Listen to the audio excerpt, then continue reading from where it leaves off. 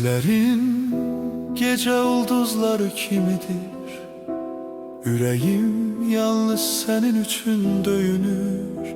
Her nefeste, her anda.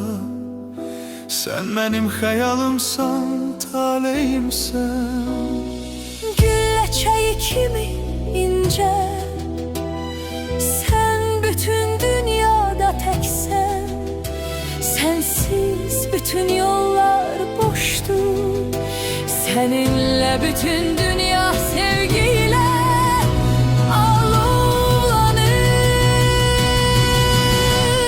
Sevirəm, yalnız seni sevirəm. Sevirəm, sevirəm canım.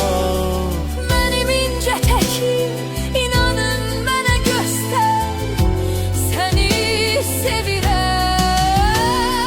Sevirəm, yalnız seni sevirəm. Sevirəm, sevirəm canım.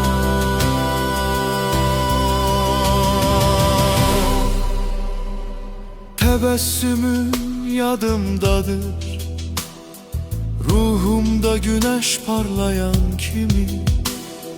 Qolların qucaqlaşmanın istiliyidir. Seninle xoşbəxtəm, seninle daha canlıyam. Bunu bütün dünya bilsin. Sevgim ebedidir sema kimi. Yalnız sen benim padşahımsan. Mənim canım əbədi qəlbimdə.